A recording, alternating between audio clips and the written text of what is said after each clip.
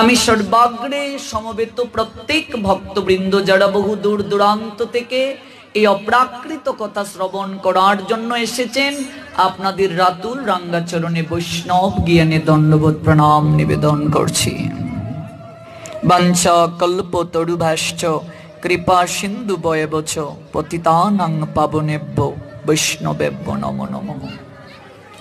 ব্রাহ্ম মুহূর্ত থেকে এখন পর্যন্ত হরে কৃষ্ণ মহামন্ত্র জপ যজ্ঞ অব্যাহত আছে এবং আজ সারা রাত চলবে। আপনারা সবাই অবগত আছেন যে আমরা প্রত্যেকটা একাদশী রাত জাগরণ করি এবং নির্জলা থাকার চেষ্টা করি। এখন পর্যন্ত জল গ্রহণ করিনি। সারা রাত এই অপ্রাকৃত কথা চলবে। আপনারা যতক্ষণ থাকবেন 12টা পর্যন্ত তৎপরে আলোচনা হবে। যারা রাত জাগরণ করতে চান অবশ্যই থাকতে পারবেন, নতুবা ইন্টারনেটের মাধ্যমে দেশ এবং দেশের বাহির থেকে হাজার হাজার ভক্তবৃন্দ রাত জাগরণে অংশগ্রহণ করেন। আজও সারা রাত পাঠ চলেছে, যদিও আমরা গুটি কয়েকজন ভক্তবৃন্দকে দেখতে পেয়েছি, কিন্তু ইন্টারনেটের মাধ্যমে হাজার হাজার ভক্ত দেখেছেন সারা দিনের প্রোগ্রাম। আজকেও সারা রাত চলবে হরিকথা এবং জপ যজ্ঞ। যেহেতু একাদশী তিথি, আমরা প্রত্যেকটা একাদশী তিথি নির্জলা থেকে হরিকথার মাধ্যমে রাত জাগরণ করি। কারণ রাত জাগরণের মাধ্যমে, হরিকথার মাধ্যমে যদি কেউ করে, তাহলে কঠিন কঠিন পাপও মুহূর্তের মাঝেই বিনষ্ট হয়ে যায়। এটা স্বয়ং মহাদেব পার্বতীকে বলেছেন, কঠিন কঠিন পাপ মুহূর্তের মাঝেই বিনষ্ট হয়ে যায়। তা আমার পর প্রবচন আছে রিপন কৃষ্ণ দাসজি, তৎপর রাজীব কৃষ্ণ দাস প্রভুজি। 3টা পর্যন্ত প্রবচন চলবে, তৎপর মঙ্গলা আরতি হবে। ব্রাহ্ম মুহূর্ত হওয়ার পর যারা অংশগ্রহণ করতে চান অবশ্যই অংশগ্রহণ করবেন। আর আমি আছি আপনাদের সঙ্গে 11টা পর্যন্ত। 11টার পর একটু নৃত্য হবে। যারা অসমর্থ তাদের জন্য অনুকল্পের ব্যবস্থা আছে, প্রসাদ অনুকল্প। আর যারা নির্জলা থেকেছেন তারা তো কিছুই পাবেন না। রাত 3টার পরে জল পেতে পারবেন, কারণ 3টার পর আসরিক সময় চলে যায়। 12টার পরে আসরিক সময় শুরু হয়। 1টা 2টা 3টা, এই 3 ঘন্টা একাদশী তিথিতে ঘুমুতে নেই। যদি কেউ ঘুমায় তার আয়ু কমে যায়। একাদশী তিথিতে 1 2 3 এই 3 ঘন্টা ঘুমানো যাবে না। রাত 12টার পরে আসরিক সময় শুরু হয়। 12টা থেকে আসরিক সময় শুরু। 1টা 2টা অতি আসরিক, 2টা থেকে 3টা অতি আসরিক, আর আসরিক হচ্ছে 1টা 2টা, এই 2 ঘন্টা সময়। এই 12টা থেকে 3টার ভিতরে যদি কেউ সহবাস করে, মানে সন্তান ধারণে প্রবৃত্ত হয়, তাহলে তার অসুর প্রবৃত্তি সম্পন্ন সন্তানের জন্ম হবে। অর্থাৎ আসরিক সময়ে যদি কেউ সন্তান ধারণে প্রবৃত্ত হয়, এই 3 ঘন্টা সময় একাদশী তিথিতে ঘুমুতে নেই। আয়ু কমে যায়, নষ্ট হয়ে যায়, স্ত্রী কমে যায়। এই জন্য এই 3 ঘন্টা সময় আমরা ঘুমাই না। গুরুদেবের কৃপা আশীর্বাদে চেষ্টা করছি আমরা। আপনারাও আমাদের সঙ্গে যোগ দিতে পারেন, যতটুকু সময়ই পারেন। একদিনে তো আর সম্ভব নয়, অভ্যাসের দ্বারা সেটা সম্ভব। নির্জলা তো আমরাও প্রথম দিকে পারিনি, চেষ্টা করে করে এখন গুরুদেবের কৃপায় সমর্থ হয়েছি। কাজেই এটা অভ্যাসের বিষয়, এটা কোনো বিষয়ই না। ধীরে ধীরে অভ্যাস হয়ে যায়। আমরা যদি প্রথম একটু একটু করে অভ্যাস করি, দেখবেন এক সময় সমর্থ হব। কারণ নির্জলা ব্রতের মাধ্যমে শরীরের কঠিন কঠিন ব্যাধি ভালো হয়ে যায়। মেডিকেল সায়েন্স বলছেন 12 ঘন্টা যদি কেউ পাকস্থলীতে খাবার না দেয়, আমাদের নাভিমূলে 100 তাপমাত্রা উৎপন্ন হয়। যদি কেউ মেডিকেলের এখানে স্টুডেন্ট থেকে থাকেন বা ডাক্তার থাকেন, কেউ যদি 24 আওয়ার্স প্লাস পাকস্থলীতে খাবার না দেয়, তার শরীরে 1000 তাপমাত্রা রিজার্ভ হয়ে যায়। আয়ুর্বেদিক শাস্ত্র এটাকে বলছে অগ্নিমন্দা। কেউ যদি সুগারের রোগী হয়, এই দিন তাকে আর ইনসুলিন নিতে হবে না, আপনা থেকেই ইনসুলিনের ঘাটতি পূরণ হয়ে যাবে। এই জন্য মেডিকেল সায়েন্স বলছে কেবল উপবাসের মাধ্যমে দেহের, এবং আমাদের ভাগবতে ভগবান কপিল দেব তার মাকে বলছেন কেবলমাত্র উপবাসের মাধ্যমে শরীরের 70টা রোগকে ভালো করা যায়। আপনার শরীরে একটা রোগও থাকবে না যদি আপনি 8 বছর বয়স থেকে নির্জলা একাদশী ব্রত পালন করেন। কারণ এটা তো একটা মেশিন, পাকস্থলী একটা মেশিন। আপনি যদি প্রত্যেক দিন খাবার দেন, তাহলে এটা পরিপাক যে করবে, এই ইনস্ট্রুমেন্টটাকে অ্যাক্টিভ রাখতে গেলে ওরও তো একটা বিশ্রামের প্রয়োজন। 24 ঘন্টার উপরে যদি ফ্যান শুধু চলতেই থাকে, একটুকু বন্ধ করলেন না, কয়েল নষ্ট হয়ে যেতে পারে। তেমনি ভাবে রেগুলার আপনি খাবার দিচ্ছেন, ওরও তো একটা রেস্ট প্রয়োজন। এই জন্য ডাক্তাররা বলে মাঝে মাঝে পাকস্থলীতে খাবার দিও না, শরীরকে সুস্থ রাখার জন্য এই ইনস্ট্রুমেন্টটাকে অ্যাক্টিভ রাখো। এটা সম্পূর্ণ একটা ট্রিটমেন্ট। আমাদের শাস্ত্রের ব্রতগুলো একটা ট্রিটমেন্ট, চিকিৎসা। তো একদিনে সম্ভব নয়, এটা ধীরে ধীরে অভ্যাস করতে হয়। স্বভাবকে সংযত রাখার নামই হচ্ছে সাধনা।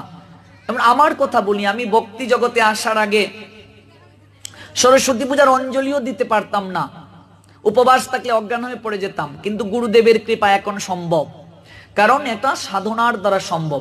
এই উপবাস থেকে সারাদিন প্রোগ্রামের পরও প্রায় 30 মিনিটের মতো আপনাদের এদিকে হাওড়ে আমরা বিকেল বেলা এক্সারসাইজ করতে গিয়েছি, দৌড়াতে গিয়েছি। ব্যাপারই না, অনেকেই দেখেছেন হয়তো, আমরা ফেসবুকে দিয়েছি আমরা যে বিকেল বেলা দৌড়তে গিয়েছি 30 মিনিট। শ্রীমঙ্গল আসলে আমি অনেকটা এক্সারসাইজে বের হই ভক্তদেরকে নিয়ে। এটা ব্যাপারই না, একদম স্বাভাবিক বিষয়। কিন্তু এটা কি করে সম্ভব হয়েছে? সাধনার দ্বারা। একটা নির্জলা একাদশী ব্রত যদি কেউ শাস্ত্রের নিয়মে পালন করে, ভাগবতে আমাদের আচার্যগণ সিদ্ধান্ত দিলেন তার একটা মনের ইচ্ছা অবশ্যই পূরণ হবে। তবে এই ব্রতটা কিভাবে করতে হবে? যদিও আমরা ফলের জন্য কর্ম করি না, এটা শুধু বলা হচ্ছে। ভক্তরা কর্ম করে ভগবানের সন্তুষ্টির জন্য। কেউ যদি ফল আকাঙ্ক্ষায় করতে চায় তাদের জন্য এটা। সবাই তো আর নিষ্কামটা চায় না। একটা নির্জলা একাদশী ব্রত যদি কেউ শাস্ত্রের নিয়মে পালন করে, তার একটা মনের ইচ্ছে অবশ্যই পূরণ হবে। তবে এটা সাধনাটা, ব্রত মানেই তো সাধনা। ওই সাধনার উপরে নির্ভর করবে আপনার চাওয়া কি। আপনার চাওয়া যদি বৃহৎ হয়, আপনাকে আরো কঠিন ভাবে করতে হবে। যেমন আমার সঙ্গে কয়েকজন ভক্ত আছেন যারা একাদশীর আগের দিন এক বেলা আহার গ্রহণ করেন, দশমীতে। একাদশীর দিন নির্জলা, রাত দিন 24 ঘন্টা জল গ্রহণ করেন না। আবার একাদশীর পরের দিন দ্বাদশীতে এক বেলা আহার গ্রহণ করেন। এটা হচ্ছে উত্তম একাদশী। অর্থাৎ সারা রাত জাগরণ করতে হবে আপনাকে হরিকথা বলে। এটা মোবাইল দেখে কিংবা লুডু তাস খেলে, সিরিয়াল দেখে জাগরণ নয়, ভগবানের কথা শুনে জাগরণ করতে হবে। এটা উত্তম। মধ্যম একাদশী, একাদশীর আগের দিন 2 বেলা আহার, একাদশীতে রাত দিন 24 ঘন্টা নির্জলা, রাত জাগরণ। একাদশীর পরের দিন 2 বেলা আহার, এটা মধ্যম। কনিষ্ঠ একাদশী, একাদশীর আগের দিন 3 বেলায় আহার, অর্থাৎ সেটাও সংযম, একেবারে অল্প সাত্বিক খাবার। একাদশী দিন রাত দিন 24 ঘন্টা নির্জলা, হরিকথার মাধ্যমে রাত জাগরণ। একাদশীর পরের দিন 3 বেলা আহার, সাত্বিক। আমি উত্তম মধ্যম দুটো পারি না, কনিষ্ঠ একাদশী করার চেষ্টা করি। অর্থাৎ একাদশীর আগের দিন 3 বেলায় আহার করি, একাদশীর দিন রাত দিন নির্জলা, এখনো নির্জলা আছি গুরুদেবের কৃপায়, রাত জাগরণ। আর একাদশীর পরের দিন 3 বেলায় আহার করি, অল্প। কিন্তু আমার সঙ্গে অনেক ভক্ত আছেন যারা একাদশীর আগের দিন 1 বেলা আহার গ্রহণ করেন, একাদশীতে নির্জলা, রাত দিন 24 ঘন্টা, হরিকথার মাধ্যমে রাত জাগরণ, একাদশীর পরের দিন 1 বেলা আহার। এটা উত্তম। এই হচ্ছে 3 প্রকার একাদশী আমাদের শাস্ত্রে। এরপর সনাতন গোস্বামী পাদ বলছেন, অসমর্থ ব্যক্তি যারা, অপারগ ব্যক্তি যারা, যাদের বয়স হয়ে গেছে, যারা রোগে সুখে আক্রান্ত, তারা কেবল পঞ্চরবি শস্য বাদ দিয়ে ওরা একাদশী করতে পারবে। অর্থাৎ ধান, গম, ভুট্টা, জব, তেল, এই 5 জাতীয় জিনিস বাদ দিয়ে একাদশী করা যাবে। যারা ভজনে অসমর্থ, যাদের বয়স হয়ে গেছে, যারা রোগে সুখে আক্রান্ত, এটা সনাতন গোস্বামী পাদ হরিভক্তি বিলাস গ্রন্থে বলছেন। ধান থেকে যা যা হয় কিছুই খাওয়া যাবে না, গম থেকে যা যা হয় কিছুই খাওয়া যাবে না, ভুট্টা থেকে যা যা হয় কিছুই খাওয়া যাবে না, জব থেকে যা যা হয় কিছুই খাওয়া যাবে না, তেল থেকে যা যা হয় কিছুই খাওয়া যাবে না। এই 5 জাতীয় জিনিস বাদ দিয়ে ফলমূল, জল, সবজি ইত্যাদি গ্রহণ করে একাদশী করতে পারবেন। তবে অনুকল্প, অনু সায়েন্সের স্টুডেন্টরা ভালো করে জানেন অনু শব্দের অর্থ কি। একেবারে কম। আপনি যে অনুকল্প গ্রহণ করবেন সেটা মানে সকাল বেলায় একেবারে পেট ভরে ফল নয়, 3 বেলা সবজি নয়, কিংবা একেবারে বাদামের বুনা, একেবারে শ্যামার চাউলের পায়েস, কাউনের চাউলের মিষ্টান্ন পেট ভরে খেয়ে নিলাম, তাহলে এটা তো অনুকল্প নয়, এটা তো বৃহৎ কল্প হয়ে গেল। অনুকল্প মানে জলেরও পরিমাণ আছে, কতটুকু আপনি জল খাবেন, কতটুকু ফল খাবেন সেটারও পরিমাণ আছে। এবং যদি কৃপা পেতে চাই আমরা, অগ্নি দ্বারা প্রজ্বলিত কোনো কিছু গ্রহণ করার বিধান শাস্ত্র দেন নাই। এই জন্যই আমি প্রথম দিন আলোচনা করেছিলাম, সত্য ত্রেতা যুগে মানুষ 1000 বছর না খেয়ে ভগবানকে আরাধনা করতে পারত। আমরা কলিযুগের মানুষ, আমাদের পক্ষে সেটা সম্ভব নয়। মহাপ্রভু কেবল 24টা দিন আমাদেরকে, 365 দিনের মাঝে 24টা দিন আমাদেরকে না খেয়ে ভগবানকে আরাধনার কথা বলছেন। এই 365 দিনের মাঝে 24টা দিন যদি আমি না খেয়ে ভগবানকে আরাধনা না করি, এই 365 দিনের বাকি কটা দিন আমাকে ভগবান ভালো রাখবেন না। ভেবে দেখো, মাত্র 24টা দিন যদি না খেয়ে ভগবানের আরাধনা না করি, তাহলে কি বছরের বাকি কটা দিন আমি ভালো থাকতে পারবো? অবশ্যই থাকতে পারবো না। কারণ সব পাপের ক্ষমা আছে, মনে রাখবেন। Every sin forgive, but if you create 3 item sin, that no forgive, no excuse, only punishment, no expiation, say all power supreme Gauranga Mahaprabhu। 3টা তিথিতে যদি কেউ পাপ কার্য করে, এই পাপের কোনো ক্ষমা নাই, প্রায়শ্চিত্তের বিধান নাই। পৃথিবীতে এমন কোন পুণ্য কার্য দ্বারাও পাপ স্খলিত হবে না যদি আপনার 3টা তিথিতে পাপ করেন। বাকি সমস্ত পাপের একটা প্রায়শ্চিত্তের বিধান আছে, কিন্তু 3টা তিথিতে পাপ করলে পাপের ক্ষমা নাই। নাম্বার 1, কেউ যদি একাদশী ব্রত পালন না করে, একাদশীর দিন যদি কেউ অন্ন গ্রহণ করে, এই পাপের কোনো ক্ষমা নাই, ক্ষমা নাই, ক্ষমা নাই। কার্তিক মাসে যারা মাছ মাংস গ্রহণ করে, অর্থাৎ নিয়ম মাস যারা পালন করে না, এই পাপের ক্ষমা নাই, ক্ষমা নাই, ক্ষমা নাই। অক্ষয় তৃতীয়া তিথি যারা পালন করে না, অক্ষয় তৃতীয়া তিথি একটা তিথি আছে, ওই তিথিতে পাপ করলেও অক্ষয়, পুণ্য করলেও অক্ষয়। এই তিথিতে যদি কেউ পাপ করে, এই পাপের ক্ষমা নাই, ক্ষমা নাই, ক্ষমা নাই। একাদশী ব্রত কঠিন ভাবে মূলত সংসারী মানুষদের জন্য। সাধু যারা, ওরা তো সব সময়ই নিয়মের মাধ্যমে জীবন যাপন করে, এগুলো আমাদের মতো সংসারী মানুষদের জন্য। আমরা যারা প্রত্যেকদিন মঙ্গল আরতি করি না, আমরা যারা ঘুমাই, অন্তত কার্তিক মাসে একটা মাস মঙ্গল আরতি করব। আমরা যারা অখাদ্য কুখাদ্য গ্রহণ করি, অন্তত একটা মাস যেন ভগবানকে নিবেদন করে প্রসাদ গ্রহণ করি। কারণ মাতৃ জঠরে ভগবানের কাছে কথা দিয়ে এসেছিলাম, প্রভু আমি যা খাবো তোমায় দিয়ে খাবো, কই কিছুই তো করি না। ভগবানের প্রদত্ত জিনিস কি ভগবানকে দিয়ে সেবা করছি? তাই সংসারী মানুষেরা না পারলে অন্তত একটা মাস ভগবানকে নিবেদন করে প্রসাদ পাবে, কার্তিক মাস। যদি কেউ না করে, পাপের ক্ষমা নাই। এখন ভাবছি বয়স আছে, শরীরে শক্তি আছে, পূর্ণিমা থাকবে না, আসবে অমাবস্যা, চিরদিন তো থাকবে না রঙের ভালোবাসা। পাপের কারণে শরীরে কঠিন কঠিন ব্যাধি হয়, মনে রাখবেন। এই তিথিগুলো না পালন করলে শরীরে কঠিন কঠিন ব্যাধি হবে। ব্যাধি আমাদেরকে কষ্ট প্রদান করে, সংসারে সুখ থাকবে না। আধ্যাত্মিক, আদি ভৌতিক, আদি দৈবিক 3টা জ্বালা সর্বাগ্রে আমাদেরকে পীড়া দেবে। এই জন্য এই তিথিগুলো পালন করতে হবে। 8 বছর বয়স থেকে একাদশী শুরু করতে হয়, 80 বছর বয়স পর্যন্ত না করলেই পাপ হবে। 8 বছর সন্তানের হয়ে গেলে কোনো মা বাবা যদি একাদশী ব্রত পালনে সন্তানকে আদেশ না করে, সেই মা বাবাকে শেষের দিনে বিচারের কাঠগড়ায় দাঁড়াতে হবে। প্রশ্ন করবে, আমি তোমাকে যে মাতৃত্ব দিলাম, জগতে কত নারী আছে যাদেরকে মা ডাকের সুযোগ দেই নাই, তোমাকে যে মা ডাকের সুযোগ দিলাম, তুমি কি করলে? কতটুকু তোমার সন্তানকে ভক্ত করলে? কারণ নারীত্বের পূর্ণতা মাতৃত্বে। বিয়ের পর একটা নারী মা না হতে পারলে তার নারীত্ব বিফল, পুরুষ বাবা না হতে পারলে তার পিতৃত্ব বিফল। মনে রাখবেন, মাতৃত্ব পিতৃত্বের পূর্ণতা সন্তানকে মানুষ করার মাঝে, সৎ চরিত্রবান করার মাঝে, ভক্ত তৈরি করার মাঝে। যে পিতামাতা সন্তানকে মানুষ করতে পারলো না, তার মাতৃত্ব পিতৃত্ব বিফলে চলে গেল। এবার মানুষ কিভাবে হয়? ভালো চাকরি নিলে, ভালো ব্যবসা, টাকা ইনকাম করলে? মনুসংহিতা বলছেন না, মানুষ হতে গেলে 5টা যোগ্যতা অর্জন করতে হয়। 5টা গুণ যার মাঝে নাই, সে কখনো মানুষ নয়।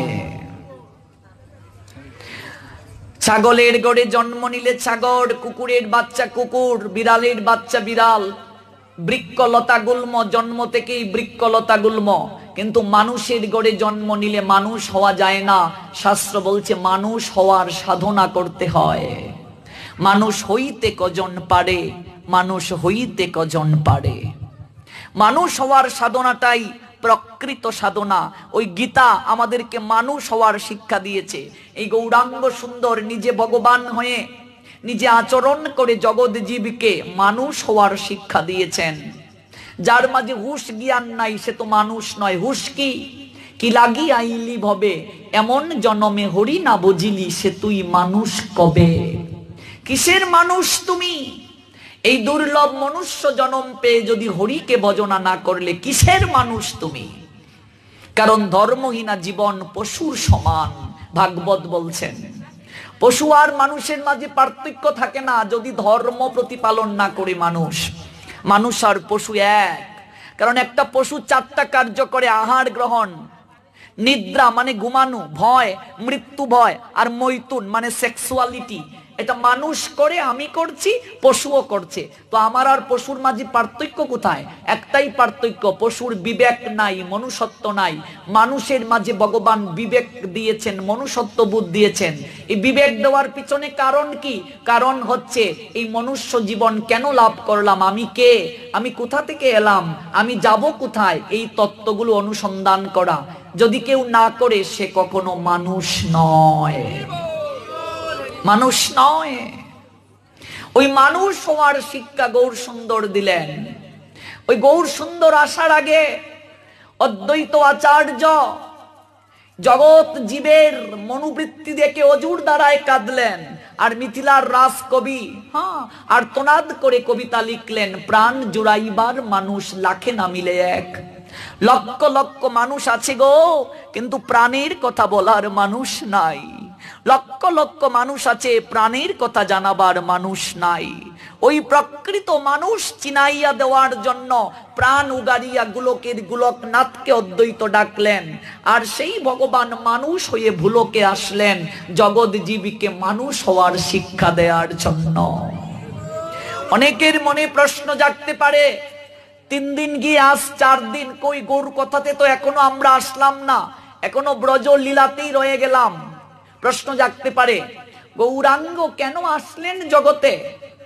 এটা যদি না বুঝেন, গৌর বুঝবেন না, কিচ্ছু লাভ হবে না। মহাপ্রভুকে বুঝতে গেলে, মহাপ্রভুর এই ভাব বুঝতে গেলে, এই হাত তোলার অর্থ বুঝতে গেলে, দাঁড়ে দাঁড়ে নরে নরে জনে জনে কৃষ্ণ কৃষ্ণ বলে কাদার রহস্য বুঝতে গেলে, পূর্ব লীলা না বুঝলে কিচ্ছুটি আমরা বুঝবো না। কেন গৌর কাঁদেন?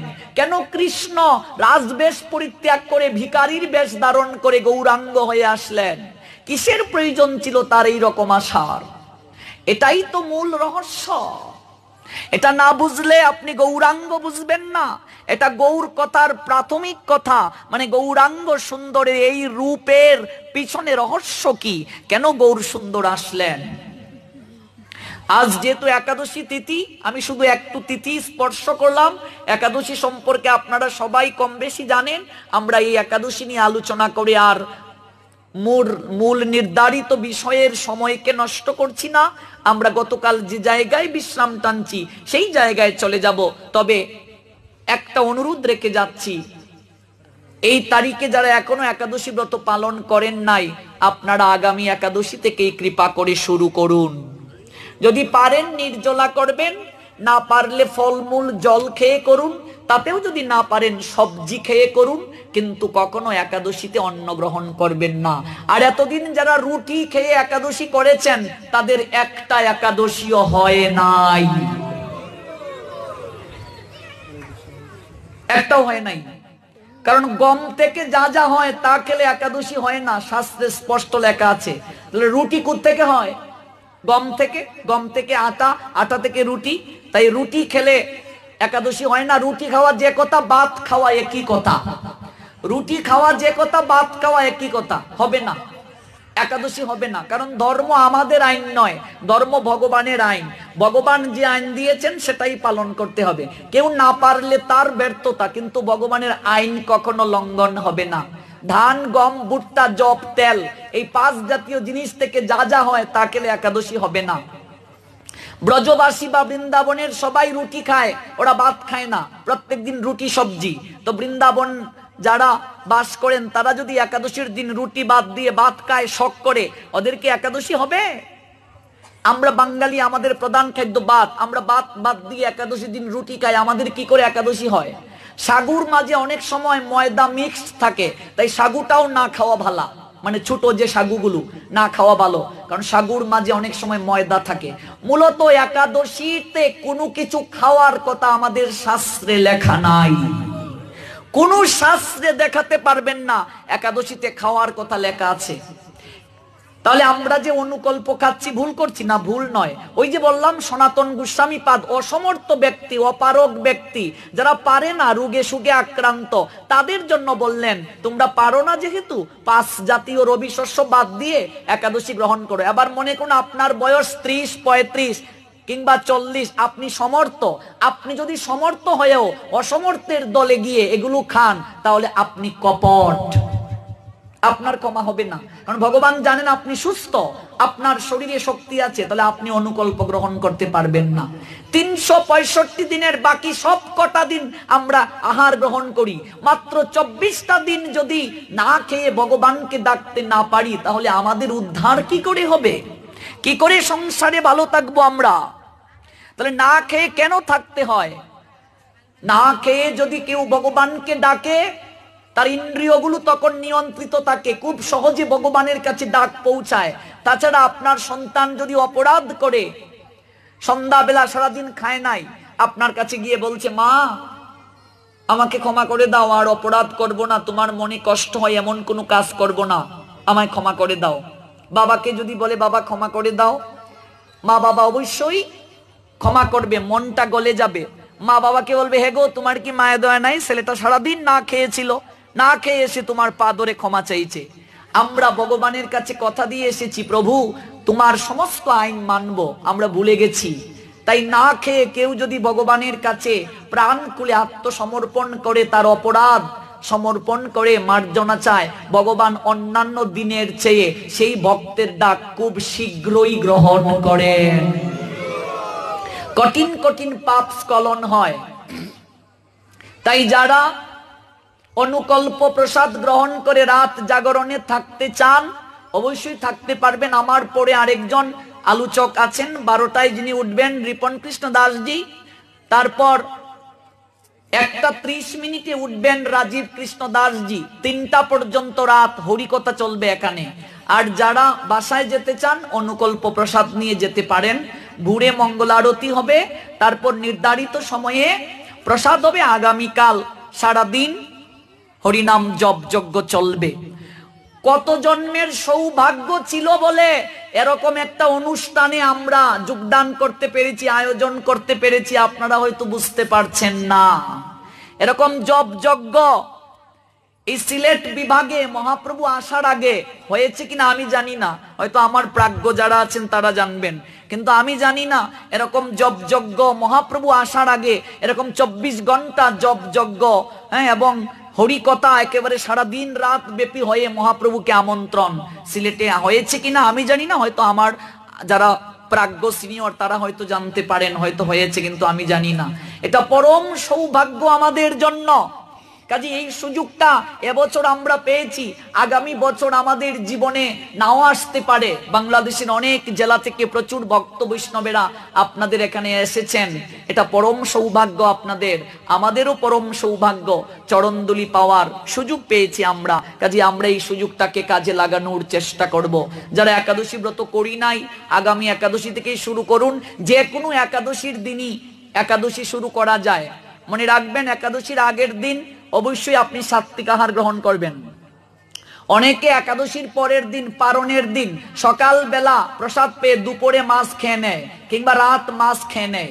যদি কেউ পারণের দিন মাছ খেয়ে নেয়, তার একাদশী নষ্ট হয়ে যাবে, হবে না, হবে না। অনেকে আবার বলে সদবা যারা, তারা পারণের দিন মাছ খাওয়ন লাগে। এটা হই পাও তোমরা? আমরা তো পাই না। ধর্ম পালনের সদবা বিধবা বলে কিচ্ছু নাই, কুমারী কুমার বলে কিচ্ছু নাই। আমি তখন বিয়াও করছি না, আমার কি এর ধর্ম? ধর্ম পালনের সদবা বিধবা নাই, কুমারী কুমার নাই, সবার জন্য সমান। এগুলো আমরা তৈরি করি। সদবা বিধবা বলে কিছু নাই। অনেকে কয় সদবার একাদশী নাই, সদবার আরো বেশি করে একাদশী করতে হয়। সদবা বিধবা বলে কিচ্ছু নাই, ধর্ম সবার জন্য সমান। যদি সদবার জন্য আলাদা আইন হতো, তাহলে তোমার স্বামী তো দীক্ষা নিল, তোমার দীক্ষার কি দরকার?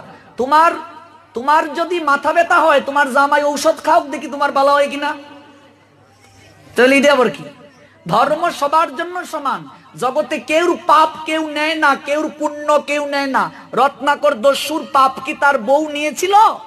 তাহলে তোমার পাপ তোমার জামাই কি করে নিবে? এগুলো ভুল কথা, এগুলো থেকে বের হয়ে আসো। অনেক পাপ করেছি আমরা, অন্তত একটু স্খলন করার চেষ্টা করি। ধর্ম পালনে সদবা বিধবা বলে কিচ্ছু নাই, সবাই সমান। সবার জন্যই ধর্মের একই বিধান। 8 বছর বয়স থেকে 80 বছর বয়স পর্যন্ত। 8 বছরের আগে আমাদের কোনো পাপ লিখা হয় না।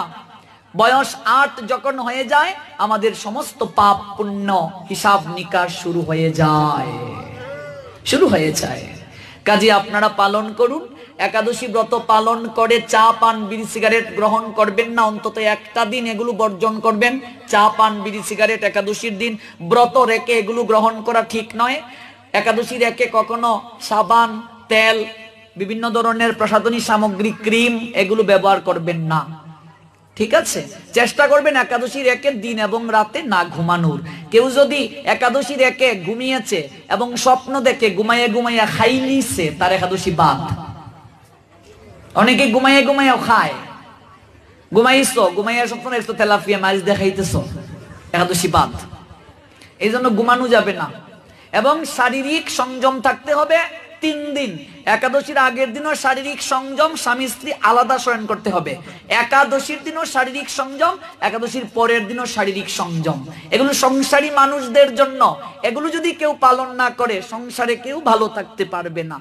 এই বিধানগুলো দেওয়ার অর্থ হচ্ছে শরীরকে সুস্থ রাখা, শরীরকে ভালো রাখা। শারীরিক মানসিক সংযম থাকতে হবে। আমরা মূল প্রসঙ্গে ফিরে যাই, আমার কথায় অপরাধ নেবেন না। আমরা যারা পালন করছি না, ধীরে ধীরে আমরা পালন করার চেষ্টা করব। আমরা চলে যাচ্ছি গতকালের প্রসঙ্গে। যেহেতু ধারাবাহিকভাবে শ্রবণ করছি আমরা, এই জন্য ধারাবাহিকভাবে যদি কেউ না আসেন বুঝবেন না। আর বিশেষ করে গৌর তত্ত্বটা অনেকটা কঠিন, এগুলো একটু মনোযোগী না হলে, শাস্ত্রের সঙ্গে সম্পর্ক না থাকলে অনেকে বুঝা যাবে না, বুঝাটা কঠিন। আমরা শুনছিলাম শ্রী রাধয়া প্রণয় মহিমা কীদৃশ বা, ভগবান শ্রী গোবিন্দের হৃদয় মাঝে ওই ধারণা জাগলো, রাধারানীর প্রণয়ে মাহাত্ম্যটা কেমন, রাধারানীর প্রেমের মহিমা কেমন। তিনি যে গৌরাঙ্গ হয়ে আসবেন, তিনি যে গৌর হয়ে আসবেন। আজকে গৌর সংসার ছেড়ে চলে গেলেন, অপূর্ব সুন্দরী রমণী স্ত্রীকে ঘরে রেখে মাঘ মাসে সংসার ছাড়লেন। কি দরকার ছিল তার? এই জন্য পূর্ব লীলা না বুঝলে কিছুই বুঝবেন না। আমরা লীলা কীর্তনে গৌর তত্ত্ব এসে একটু লীলা কীর্তন করে দুফুটা জল ছেড়ে চলে গেলাম, অর্থ বুঝে না। কেন গৌর সুন্দর সংসার ছাড়লেন? এগুলো পূর্বের ঘটনা না জানলে বুঝবেন কি করে?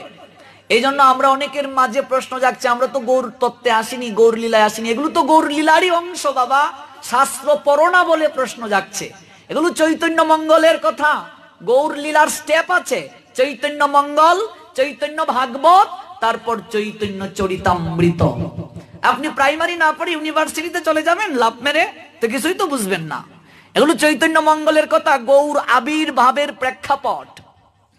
গৌর আবির্ভূত হবেন রবিবারে, তার আগে প্রেক্ষাপট জানতে হবে না, কেন আসলেন তিনি। গোবিন্দের মনে প্রশ্ন জাগলো, রাধারানীর প্রেমের মহিমা কেমন, প্রেমের মাহাত্ম্যটা কেমন? রাধারানীর প্রেমের মহিমা কেমন?